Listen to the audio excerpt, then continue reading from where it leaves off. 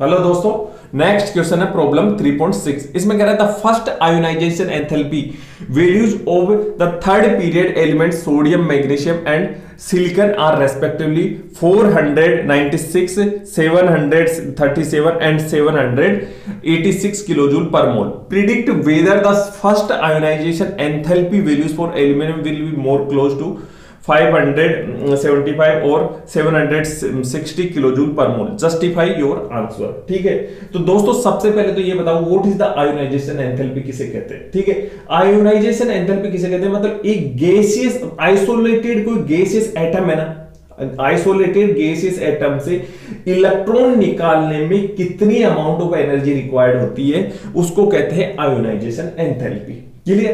तो जनरली ये चार फैक्टर्स याद रखना। ठीक है, किसी ट्रेंड को समझने के लिए कि पीरियोडिक टेबल में आयोनाइजेशन एंथैल्पी किस तरह की होती है। ठीक है, तो फर्स्ट होता है the size of the atom, the factor that influence the ionization energy, the size of the atom.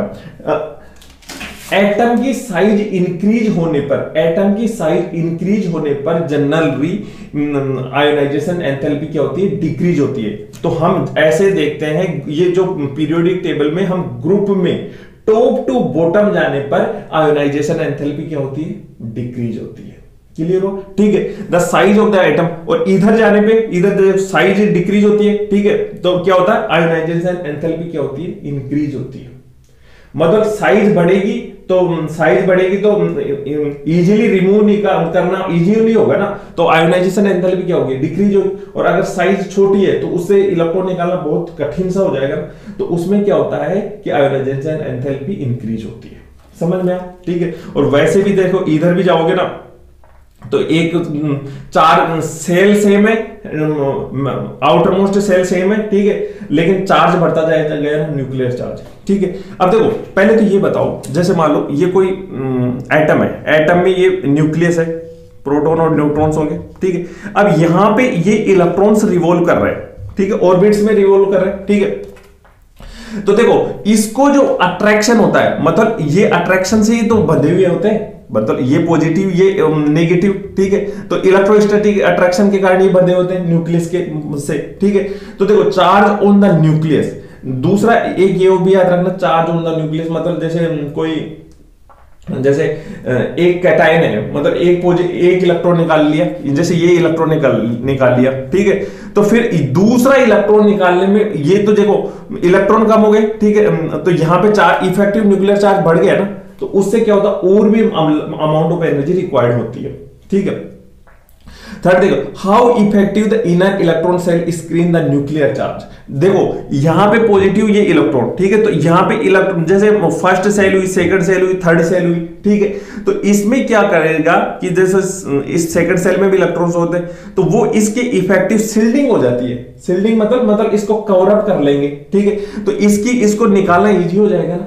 किस तरह, तो इफेक्टिव शील्डिंग मतलब किसकी शील्डिंग किस हिसाब की है, मतलब टाइट कवर अप है या किस तरह का है, समझ में आया? उस पर डिपेंड करता है। और the type of electron involve, मतलब कौन से ऑर्बिट में, आपने देखा होगा एस ऑर्बिट सब सेल होती है, पी ऑर्बिट, ठीक है, और डी, तो उसमें टाइप ऑफ इलेक्ट्रॉन इन्वॉल्व मतलब एस में है, पी में है, डी में और एफ में।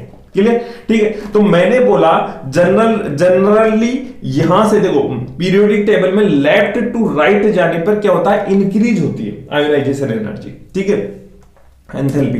क्लियर? ठीक है, तो इसमें क्या है, जैसे मान लो सोडियम, मैग्नीशियम, एल्यूमिनियम, सिलिकॉन, तो 737, तो यहां जनरली इंक्रीज होने चाहिए ना, मतलब 760 आना चाहिए, फिर 786, मतलब ये आना चाहिए, है ना। लेकिन इसमें कारण क्या हो रहा है, पहला कारण तो ये how effective the inner electron shell screen the nuclear charge. इसका इलेक्ट्रॉनिक कॉन्फ़िगरेशन ये होता है, इसका ये होता है। ठीक है, तो इसमें क्या होता है कि जो ये 2p इलेक्ट्रॉन्स है ना, सॉरी ये 3s इलेक्ट्रॉन है ना, वो इफेक्टिव शील्डिंग कर लेगा। समझ में? इस कारण इसको निकालना भी आसान होता। क्लियर? ठीक है, दूसरा ये भी देख सकते हो, देखो जैसे P में एक इलेक्ट्रॉन है, ठीक है, तो ये अपना, और यहां पे S में पूरे फिलअप हो गए, तो ये निकालना इससे भी इजी होगा 1 को। ठीक है, टाइप ऑफ इलेक्ट्रॉन इन्वॉल्व, ठीक है, यहां पे S उसमें है ऑर्बिटल में, और यहां P में, तो P में इजीली रिमूव होता है। कंपेरिजन टू एस में।